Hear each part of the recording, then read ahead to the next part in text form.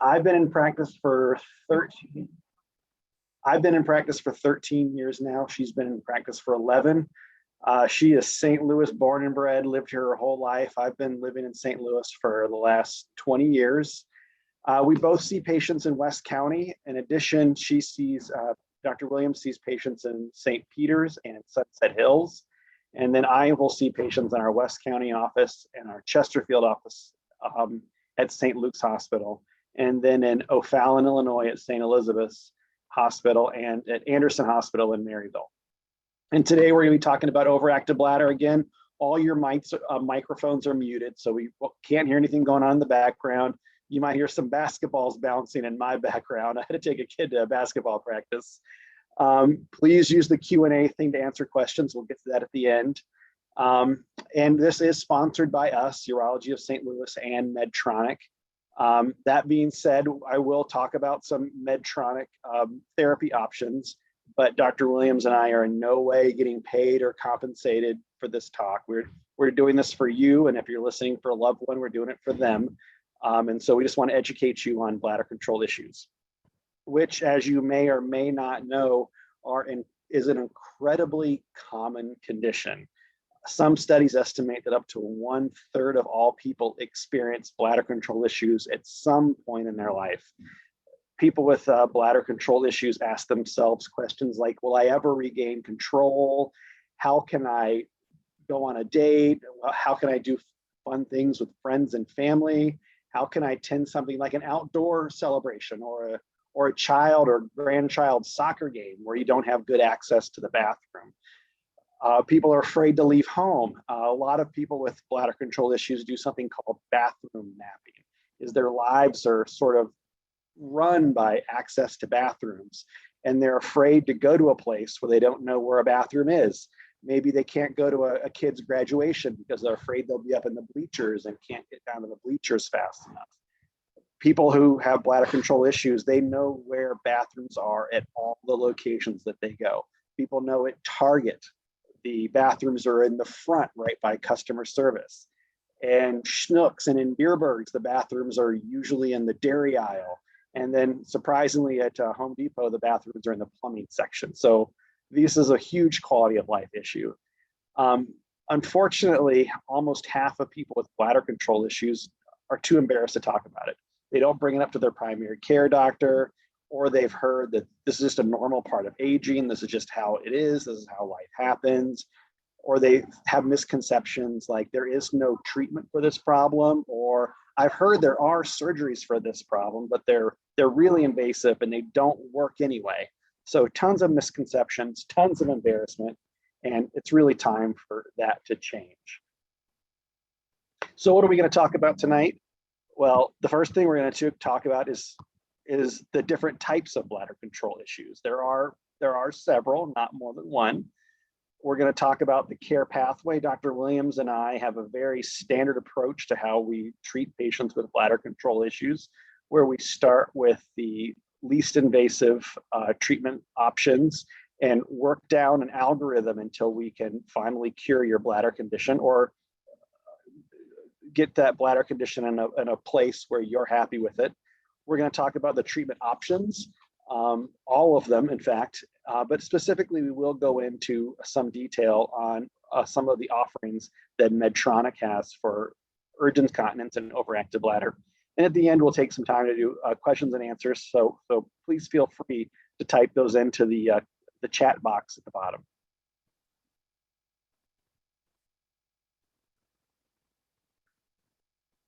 So first thing to know, bladder control issues are extremely common. As I've said, you are not alone. In terms of overactive bladder, it's estimated that 1 in 6 American adults have overactive bladder. That's 37 million people in the United States. It's a huge number, but when you compare it to other healthcare conditions, that really shows you just how important this problem is.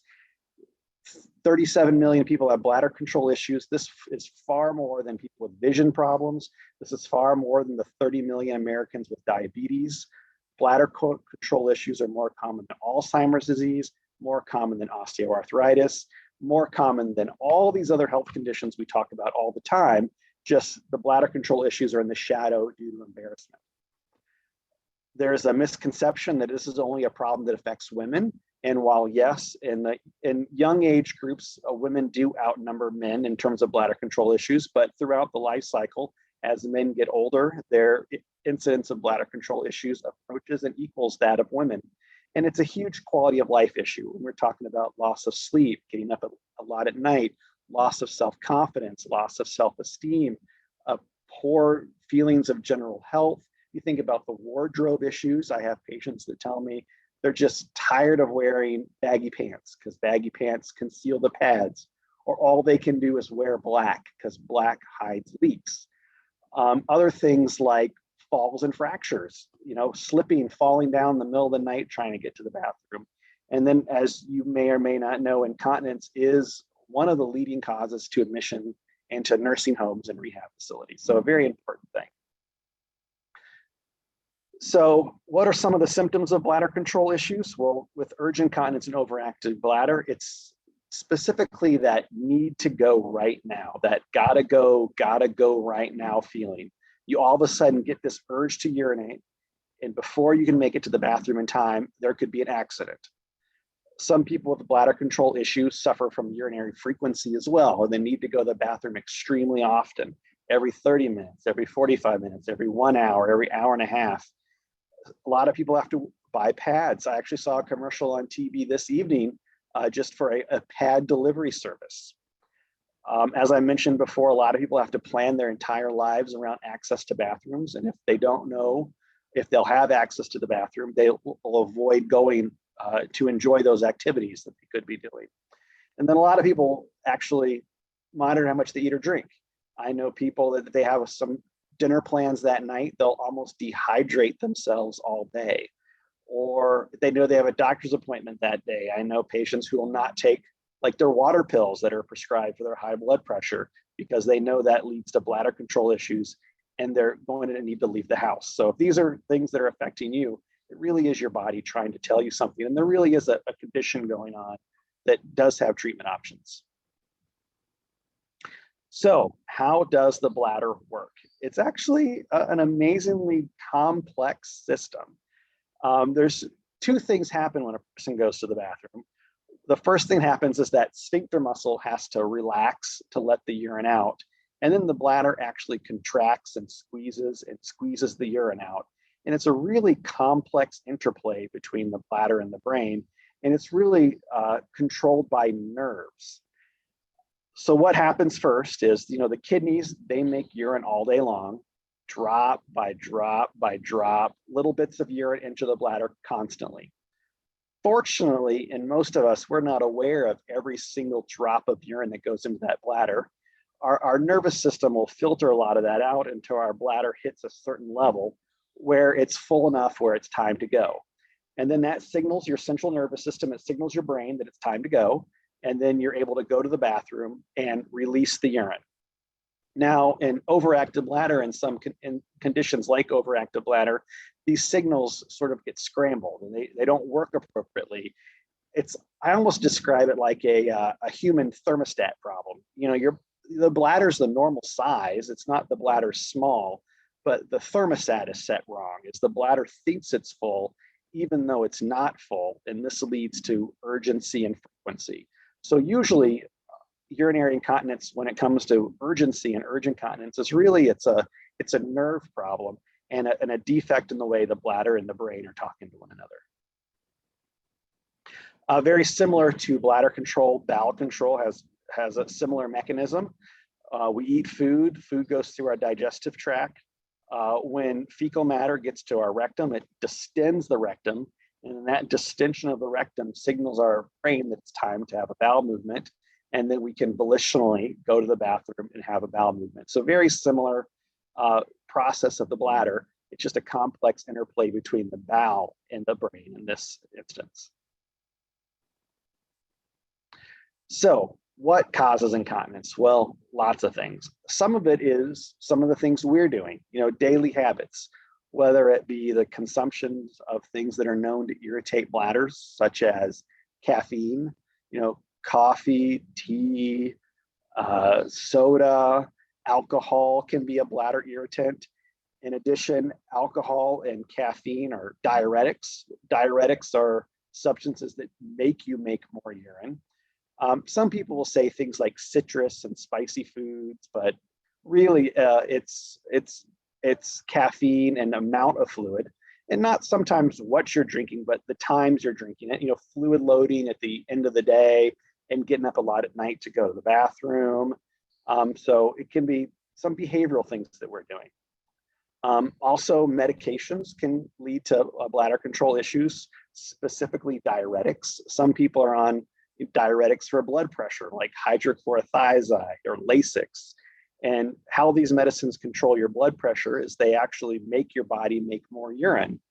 And a lot of times people will come to me with their bladder control issues and say, this medication I'm taking is really making it worse.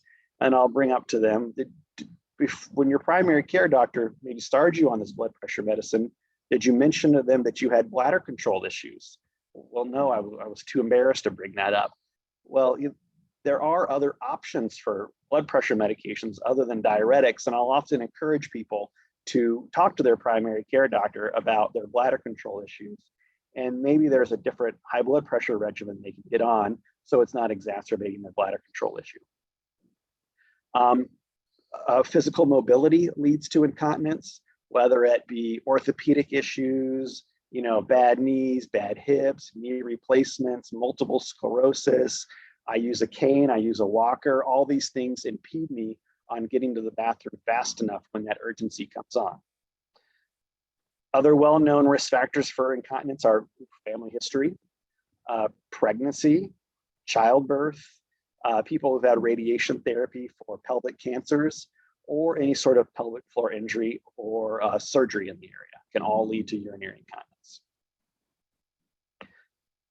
There's three main types of bladder control issues. We're really going to focus most on overactive bladder for the rest of this presentation, but I am going to mention the other two. The first one is stress incontinence, or we also will call it, it's sort of a misnomer because people hear stress incontinence think it has to do with the emotional stress. So sometimes we call it activity-related incontinence, or it's any sort of physical stress on the bladder. A cough, a sneeze, a laugh, jump, lift, exercise, taking your kids to a trampoline park, anything that's going to add pressure or stress on the bladder, which leads to the loss of, usually it's small amounts of urine. That's called stress incontinence. Urinary retention is a bladder control issue, but sort of the opposite of where you can't urinate at all, or the bladder doesn't empty all the way. This is more rare. It is more common in men than in women, because men can have things like enlargement of the prostate or scar tissue in the urinary tract that can lead to urinary retention. But some women have this as well, and sometimes this is caused by a failure of the bladder to contract, or in some instances, we just don't understand the origin of this urinary retention. And the last type of bladder control issue is overactive bladder, and that's the one we're going to talk about the most. That is the urgency-related incontinence, or the gotta go right now incontinence. So just one slide on stress incontinence. We're not going to go too much into detail on stress incontinence. We could do a whole nother 30, 45 minutes, an hour on stress incontinence. But this is the coughing, sneezing, laughing, jumping, lifting, exercise, bending, sit to stand, any sort of activity. Usually this is associated with childbirth, but not always. We usually treat this with Kegel exercises, some behavioral interventions, and there are some outpatient procedures that can fix this problem.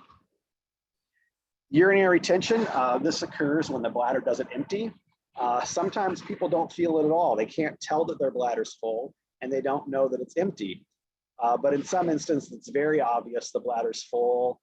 There's discomfort and attempts to empty the bladder, and maybe a complete inability to go to the bathroom. Some people will note a weak stream or a dribbling stream. And then sometimes when these people see urologists and get diagnosed with urinary retention, one of the treatment options is self-catheterization, or using a small little straw passed through the place you urinate through several times a day to empty the bladder.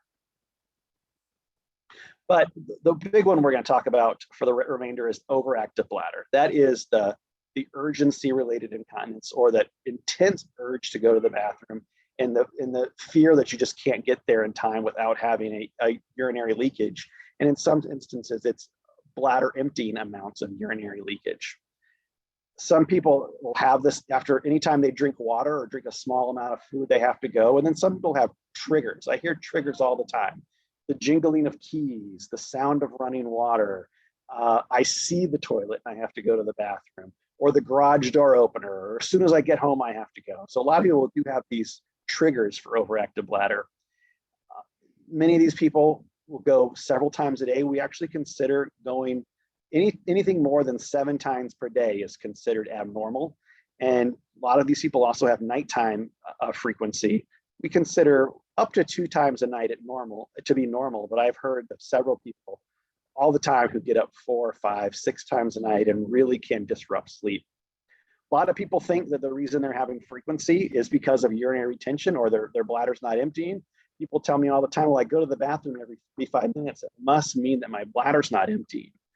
The majority of time, that is not the case. The bladder is emptying, but again, that thermostat or that set point is just off, and your body feels like your bladder's full, even though it's not. And most of these people have an anatomically normal shape and sized bladder. And then another control issue, which is very devastating and very embarrassing for some people, is chronic fecal incontinence. Fecal incontinence is the loss of bowel movements, or having fecal staining or fecal soiling.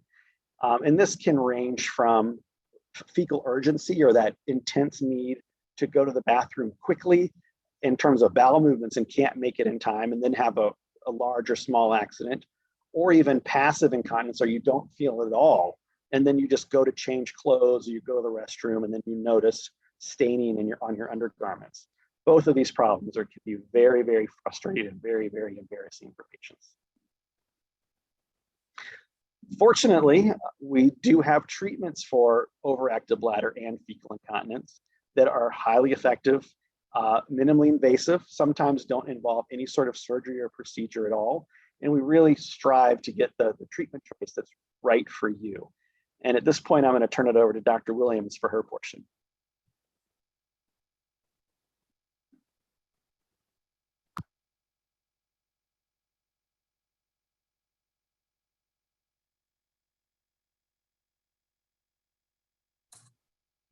Sorry about that. I thought I was unmuted and I was not. I just wanted to thank Dr. Bullock very much for that presentation. And I wanted to thank all of you for joining us tonight to discuss this very important topic. I just want to start my portion by mentioning a lot of my patients come in and tell me, this is normal. I'm getting older. You know, everyone that I know, my mom had this problem. You know, I remember my grandmother having this problem. You know, this is just a normal part of aging.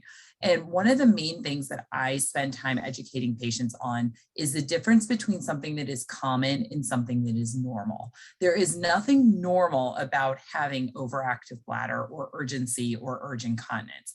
It is a very common problem, as Dr. Bullock just mentioned. Up to 1 in 3 Americans are having this issue, and it tends to become more problematic as patients do get older. But I do want to make sure that one of the takeaway messages that you guys get this evening is that this is not a normal condition, but it is a common condition. And Dr. Bullock and I spend a lot of time trying to educate patients about different options that they have to help with this very common condition. So when we are looking, sorry, I'm trying to slide here. When we are looking at treatment options for overactive bladder and urge incontinence, the first thing that we do is we need to make the diagnosis. So we typically would see you in the office. We would check a urinalysis or a urine specimen to make sure that there's no infection that could be treated and cured, essentially. We do typically a pelvic exam. What we're looking for is we're looking to make sure there's no evidence of what we would call prolapse, where the bladder and or other pelvic organs may be kind of falling out of the vagina that may be contributing to this problem. We also typically will check to see how well you're emptying the bladder. As Dr. Bullock alluded to before, a lot of patients think that they're not emptying their bladder. And so part of our evaluation is to check and make sure that we aren't dealing with retention as opposed to just classic overactive bladder and urge incontinence. Once we've done this evaluation, we're able to confidently give the diagnosis of overactive bladder and urge incontinence.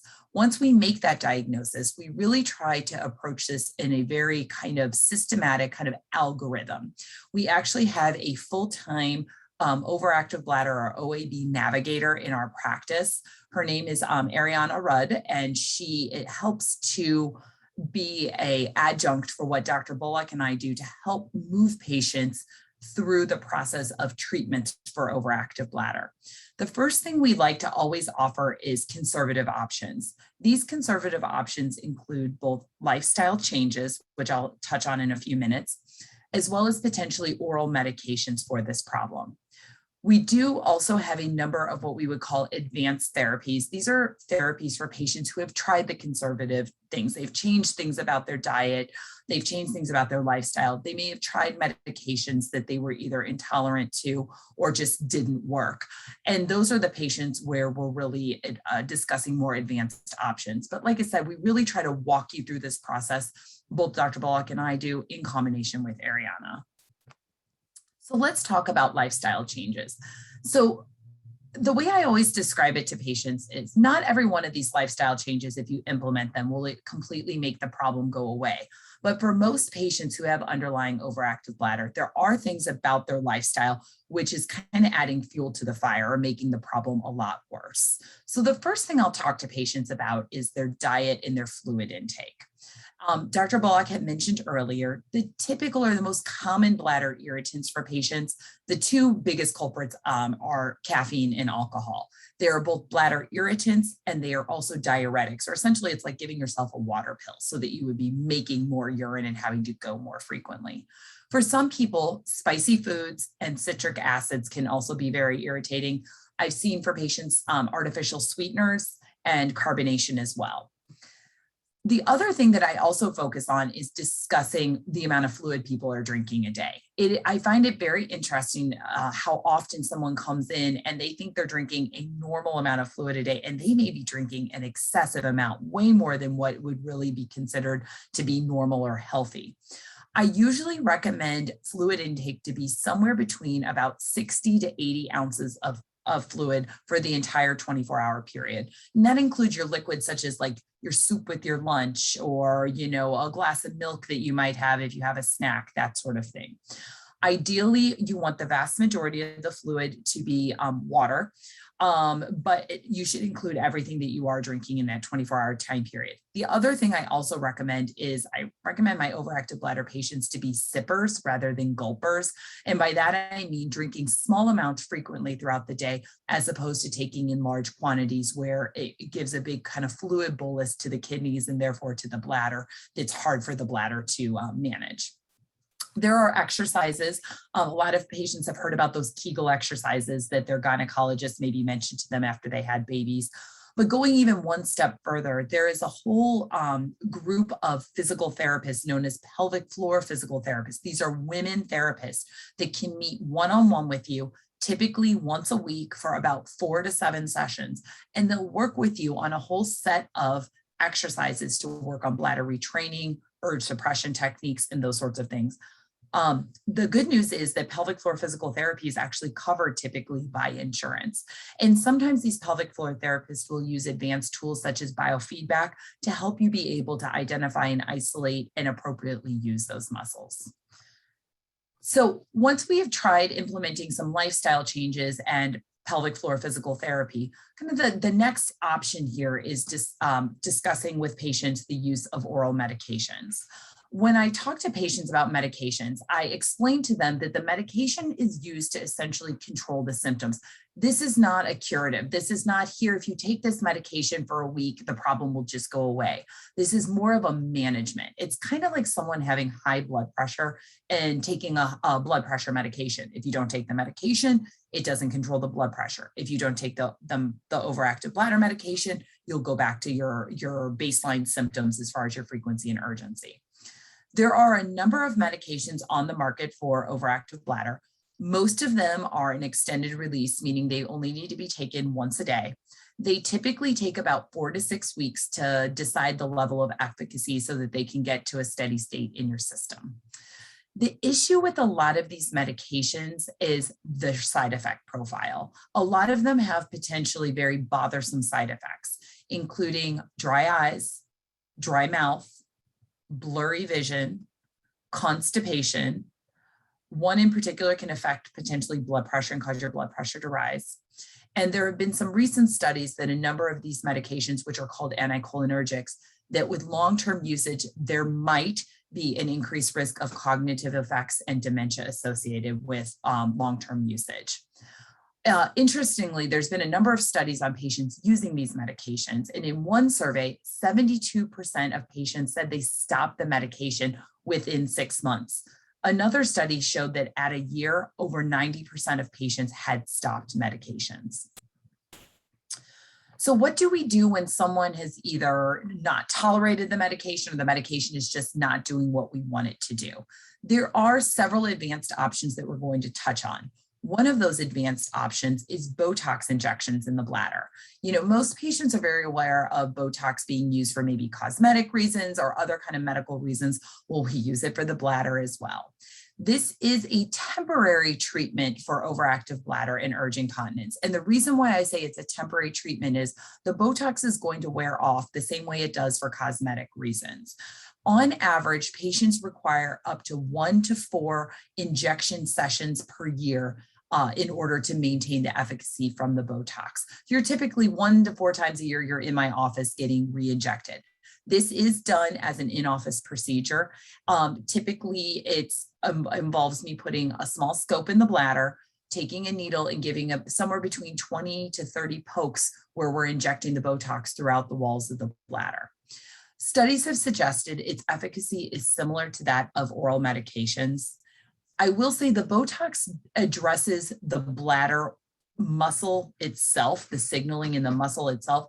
It does not address that bladder brain connection that Dr. Bullock alluded to earlier that is so important for controlling urgency and urge incontinence. The biggest risk with Botox is the risk of essentially, I tell people, it working too well, where it paralyzes the bladder such that the patient is unable to empty their bladder and they are reliant temporarily on self-catheterization. Looking at the studies for Botox, that risk is about 6% of patients in the studies required intermittent catheterization for a period of somewhere between weeks to months. In our practice, I would say my particular practice, it's less than 6%, but occasionally there is a patient who is unable to empty their bladder and does rely on having to catheterize themselves intermittently. Another study looked and saw that up to 51% of patients ended up stopping Botox after 2 treatments for a variety of reasons, including lack of efficacy.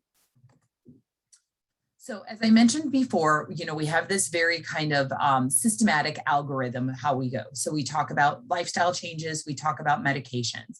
Once we kind of have worked through that process and someone has either tried and failed or not tolerated 2 medications, we're typically moving on to one of 3 advanced options for bladder control.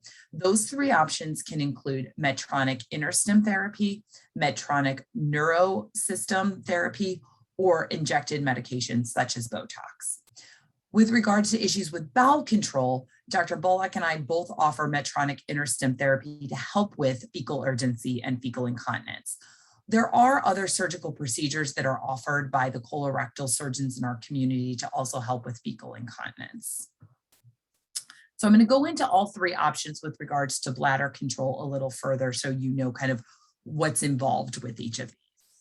So the first one we're going to talk about is percutaneous tibial neuromodulation, or Medtronic system is called the Neuro system. Essentially, I describe this to patients as it's a little bit like acupuncture mixed with a TENS unit. The idea is the patient comes into the office once a week for 12 weeks.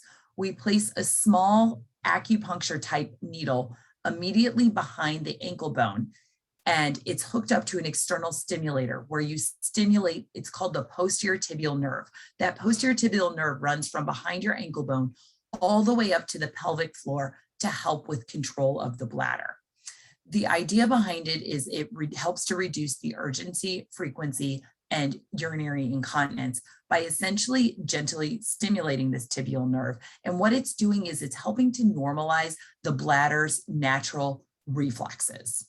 It's a once a week, 30-minute stimulation for 12 weeks. If it's successful, and we define success as a 50% or more improvement in your symptoms, then depending on your individual insurance plan, most patients will follow up about once a month for maintenance sessions to allow for long-term efficacy. The second option I'm going to talk about is sacroneuromodulation. This is Medtronic's InterStim therapy. When I'm describing this to patients, a lot of patients like to think of this, it's like a kind of a bladder stimulator, bladder pacemaker. Those are kind of the words that patients are familiar with.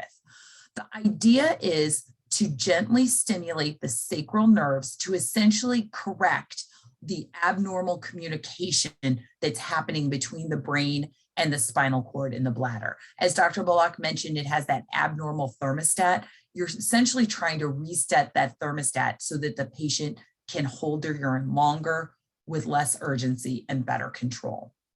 One of the big benefits of this option is that you can undergo a 1-week temporary trial where you just get to try the device out without signing on the dotted line. And at the end of the week, once the trial is completed, the temporary wires are removed and you go back to being just how you are. So if it doesn't work, no big deal. Those wires are coming out. If it does work, and when it works, it's not like, I'm a little bit better. I mean, patients come in at the end of this 1-week trial and are like, this has been the best week of my life in recent memory.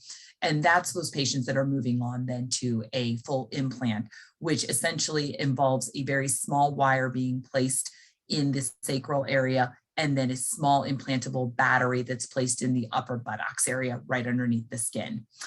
Another benefit of this is there's several options for batteries. One, which that you don't have to do anything to, we implant it. It will last you somewhere between 3 to 7 years before it needs to be changed out. Or there is now an option for a rechargeable battery that with a simple 30-minute charge once a week, the battery life is supposed to last up to 15 years. So as I mentioned before, this is a 2-step procedure. We get to do an initial trial, which typically is done either in our office or it is done in an outpatient surgery center. This is able to be done under a local anesthesia, meaning that you're able to drive yourself to and from it. You don't require an IV, you don't have to fast, you just show up, we do the 1-week trial. What it involves is placing 2 temporary thin little wires or leads into that sacral area and then connecting it to a little external battery that you wear for the week.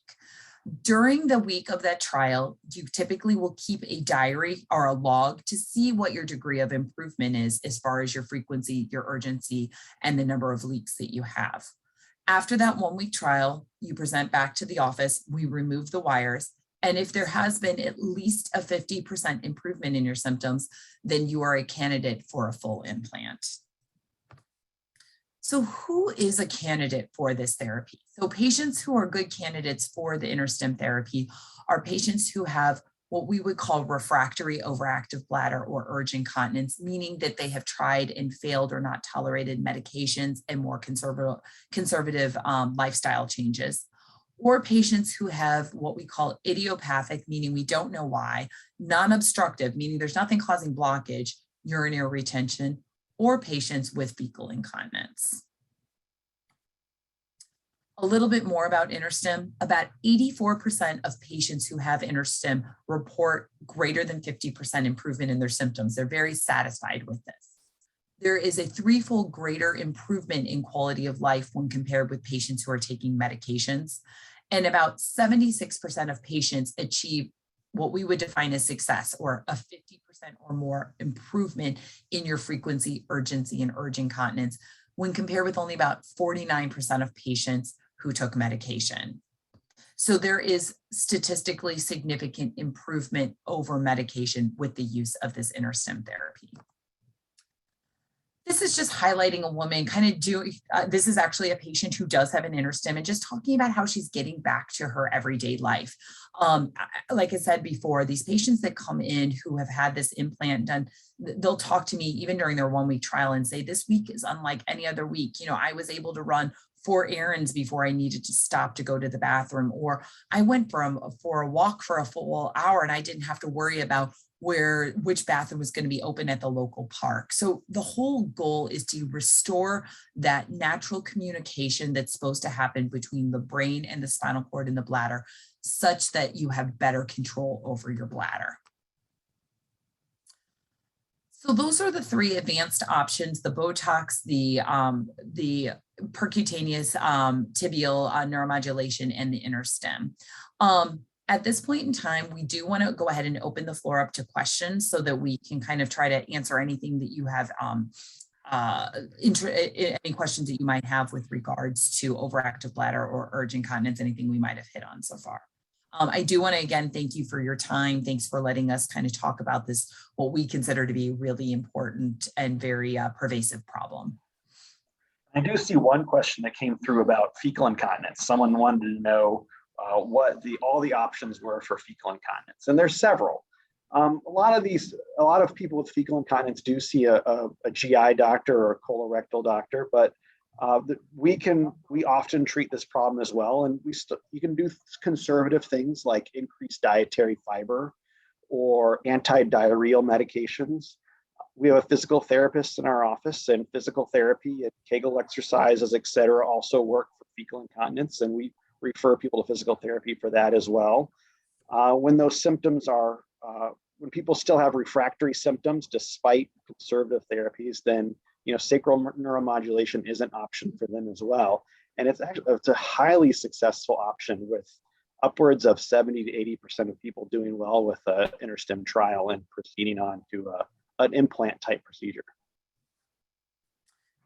Another question, kind of going over some of the things about what is normal. So someone asked, going 7 times per day is normal in how many hours? That's in a 24-hour time period. So patients should be going 8 or less times in a 24-hour time period to be normal. Now, I also tell people, I do spend time telling some patients that it's also not normal to only pee once or twice a day. On average, our goal would be to have someone peeing about every 3 to 4 hours. And obviously it would be nice 0 to 1 time at night if possible. And then as a follow-up, they asked that they drank 100 ounces in an 8-hour workday and how many trips to the restroom is normal for that.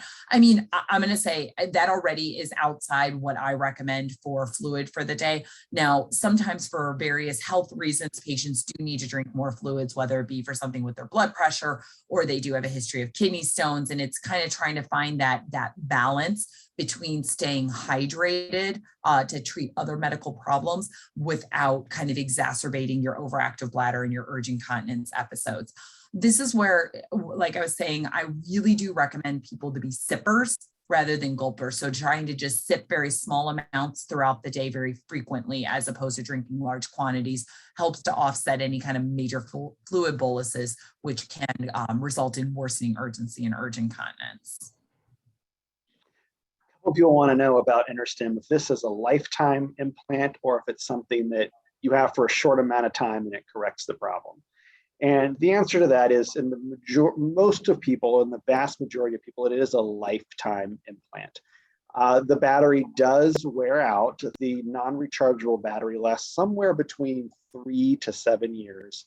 The rechargeable one lasts up to 15 years. But in the vast majority of patients, if you were allow your battery life to go to 0, the problem will come back when the battery runs out of power. Now, that being said, I have seen a few patients who have the device and then at some point turn it off, or they feel like they don't need it anymore. That's fairly rare. And the majority of time when that happens, those patients have gone through some other lifestyle change or change in their health status, where they've, are overall at a healthier condition. And that has sort of aided their bladder or bowel problem, and they don't need the device anymore. But the majority of people, once they have it, it's something that you're going to have for long term. Yeah. I think also the other thing about the InterStim that patients like is, I have a lot of patients that, so with regards to like stress incontinence, like coughing, sneezing, laughing, leakage, patients come in, Dr. Bullock and I offer a number of options, including something like a mid-urethral sling. And once the sling is placed, the stress incontinence essentially hopefully for a very long time, resolves itself. With regards to overactive bladder, it's more of a management problem. And so it's one of those that you do need follow-up. And I think my patients who are very happy with InterStim like the idea that they really don't have to make frequent trips into the office. You know, if they have a rechargeable device, I mean, we usually see patients without the rechargeable battery, see them once a year just to check their battery life. But with the rechargeable battery, you know, they theoretically, you could go several years without having to come back into the office if you're doing well. Whereas with other options, whether it be medication or Botox or all those sorts of things, you are going to need to do kind of routine follow-up in the office. So this is the one, I think, option that makes it more restorative, such that you're not spending so much time in the urologist office.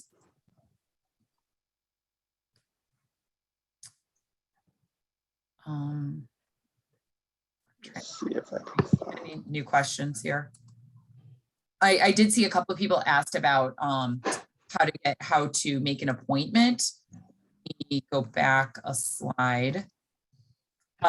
You can go actually to our website to make an appointment.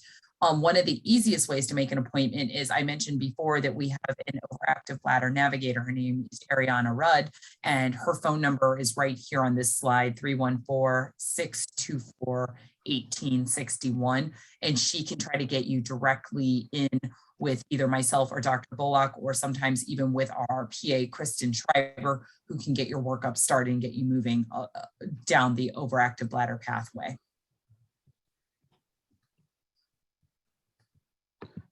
Scanning. Somebody brought up that they're 70 years old and just assume that they would have to deal with this. So how do you kind of manage or guide them, you know, in that therapy and what they should do in that treatment? Did you hear that question, Travis? Did you want to do it? I could not hear your question. Okay. I'm sorry. Okay. So there, one of the questions was, it was a 70-year-old patient who kind of wasn't, you said wasn't sure if they just kind of had to live with the problem. You know, this, I always tell people, this is a quality of life issue. You know, Dr. Bullock and I will do some evaluation to make sure that it's not a quantity of life issue, meaning making sure that it's not something that there's an infection basis to this, or, you know, very rarely do we pick up something like a bladder cancer in that. But beyond those things, this is a quality of life. And I have some patients that want everything done. You know, they want to try medications, they want to do lifestyle changes, they want to try all of the advanced therapies.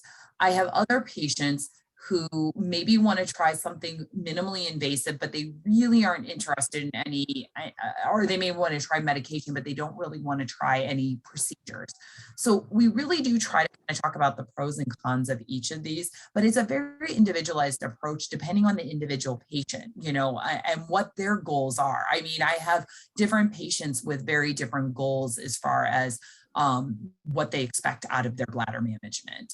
But definitely a 70-year-old who really hasn't done much for their overactive bladder and urgent incontinence, they're the patient that we're seeing 5, 6, 7 times a day. And there's definitely these are options that are available to them. And yes, I'm sorry I did not hear that question because I was reading the list of other ones. And someone asked a really good one. I get asked this one all the time. What about the airport if I have a device like this? Well, the metal detectors set it off. Couple answers.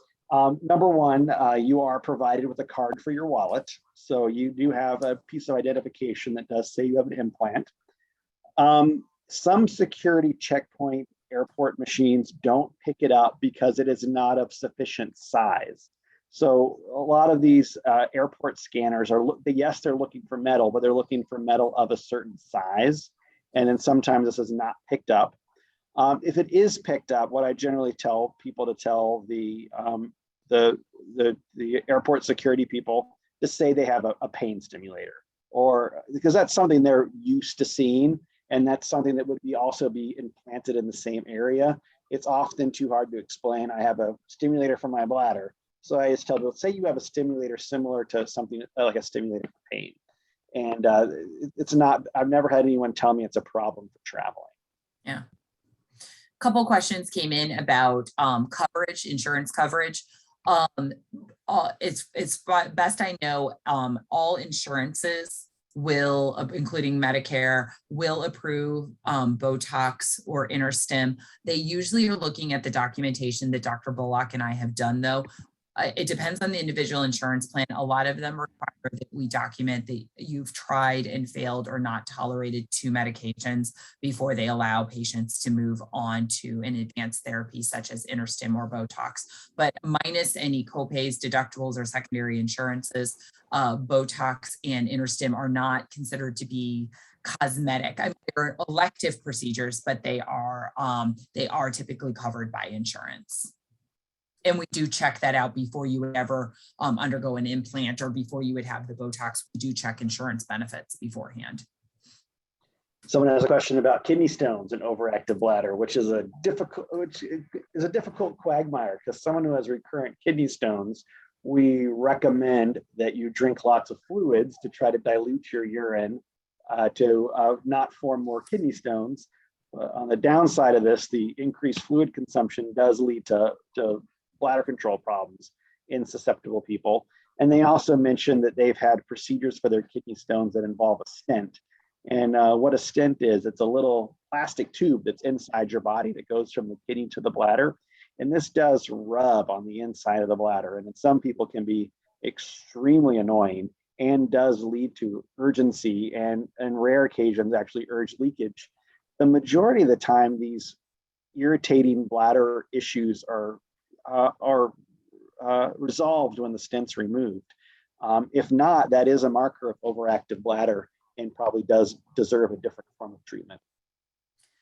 There was a question that came in about use of CT scans and MRIs in somebody who does have a device in place. And that's such a good question. So in regards to CT scans, there's absolutely no restrictions at all. It wouldn't interfere with the ability to get a CT scan or an X-ray or an ultrasound or anything.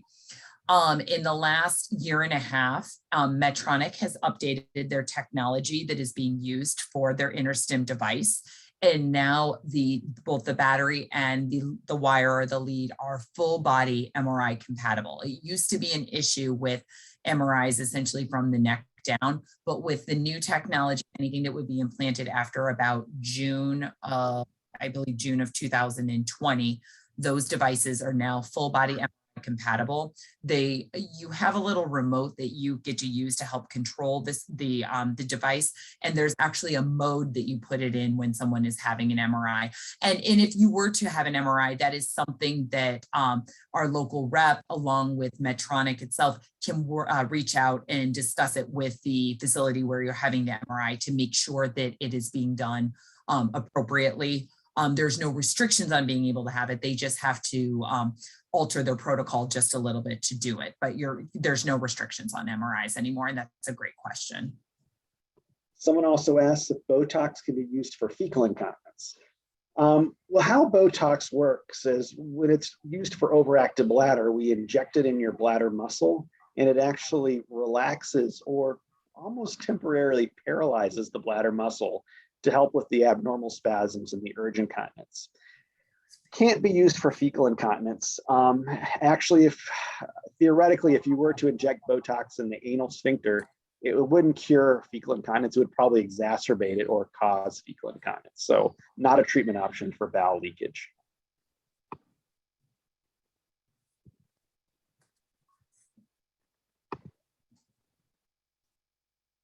Sorry, we're just reading through them right now.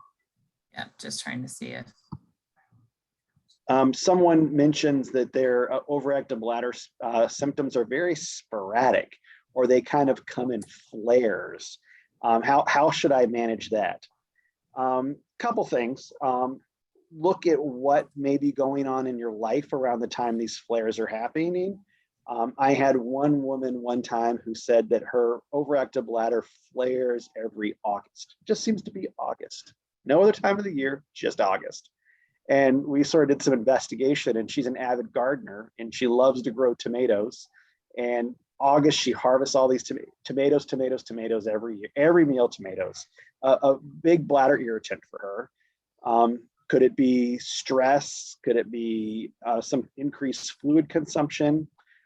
Sometimes if the overactive bladder symptoms are very sporadic, there are formulations of medications that can be used more on demand rather than chronically. Also for sporadic urinary symptoms, these people are usually really good candidates for behavioral techniques and physical therapy and biofeedback as well.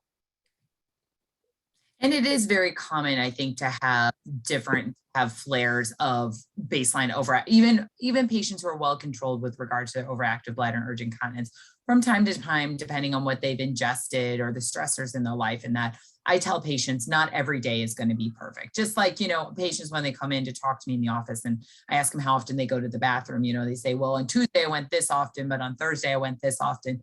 Even with treatments, we do want to emphasize the treatments are designed to bring it to more of a normal range, but depending on what you're eating and consuming and other lifestyle stressors that can affect the bladder may not always 100% behave every single day the same way. Someone also wants to know about when the battery runs out, how is it replaced? A battery replacement is a very quick, minimally invasive procedure with very little recovery. There's two components to the InterStim system. There's the lead, which is the small electric wire that interacts with the nerve, and that wire connects to a battery that we place in a little pocket in the butt cheek. When the battery wears out, we typically will do a procedure. It takes maybe 10 to 15 minutes, sedate you. We nut the skin really good, make a small incision that's probably 2.5 inches long, take the old battery out, hook the remaining lead up to the new battery, place it back into the pocket, put some stitches underneath the skin and put some glue on the skin. Very quick, very easy. It's literally something that can be done on a Friday and you're pretty much back to normal activities by Monday.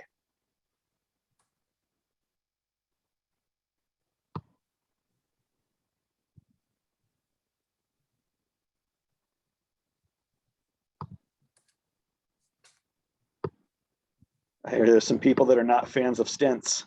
Nobody is. I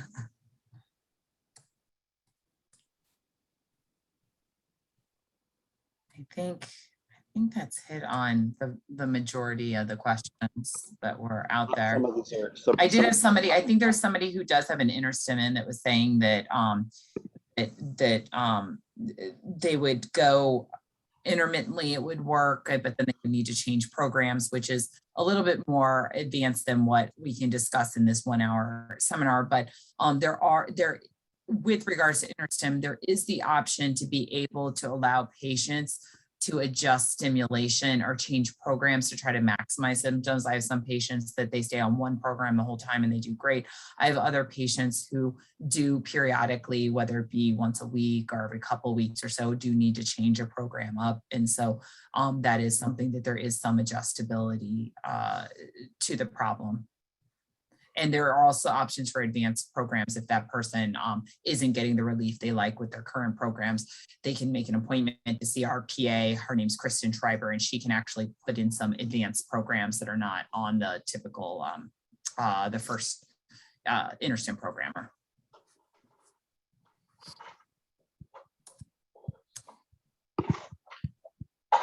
A couple of people asked, where do they go from here? I think we have on the slide that's showing right now is some contact information where you can call and make an appointment. We'd be more than happy to see you.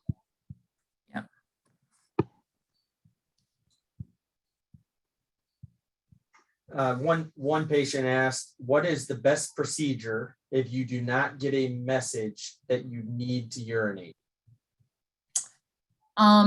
So I will tell you, most of the treatments we're offering here are things when you get too much of a signal that you need to urinate.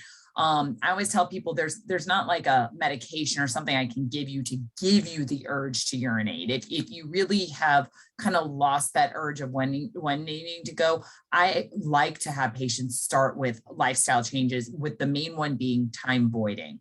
And by that, I mean that whether you feel the urge or not, every 3 hours, you need to stop what you're doing and you need to go to the bathroom. I actually have some patients that I'll have them set an iPhone alarm every 3 hours, because if they wait to rely on their natural signal to go, and they may have been a holder for years because, they were a nurse in the operating room, or they were a teacher and they couldn't get out of class. And so they've suppressed that normal urge to go for so long that they go from not feeling anything to, oh my gosh, I needed to pee 15 minutes ago, and they're leaking urine all the way to the bathroom. So in those cases, it's working on bladder retraining. And so not waiting for your own urge to go, but rather to retrain your bladder to feel a normal urge by peeing by the clock.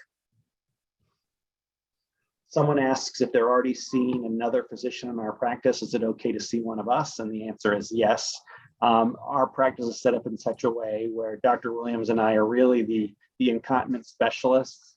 And if you're seeing another physician in our practice for kidney stones, any other issue that's not a bladder issue, they're more than willing and more than happy for you to see one of us and take over your bladder care. Yeah.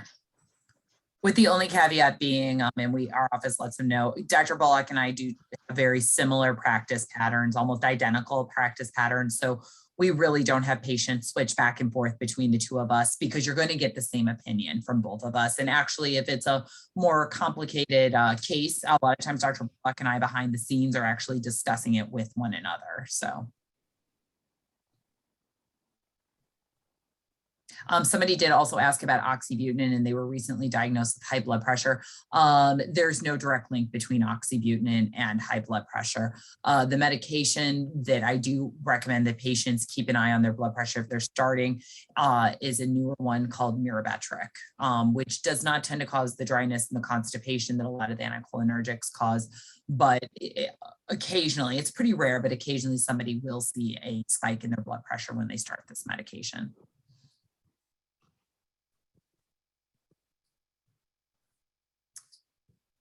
Someone mentioned the medications did not work for me. What exactly does bladder retraining therapy involve?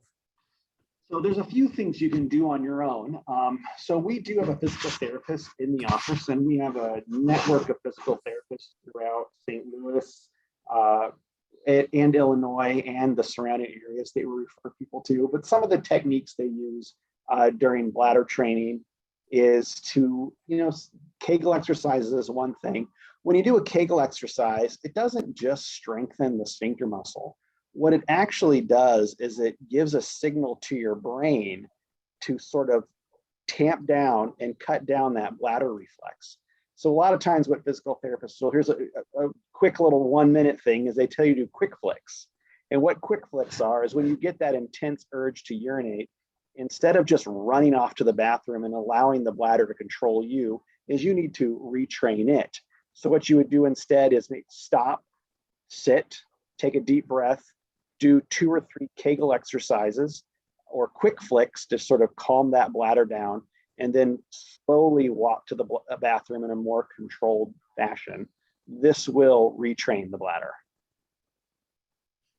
And beyond that, the pelvic, we can direct you to a pelvic floor therapist, and they have a lot of urge suppression techniques. They can use biofeedback and some other things to help with bladder retraining. So there's things you can do on your own, but we can also hook you up with a pelvic floor therapist to help with this as well.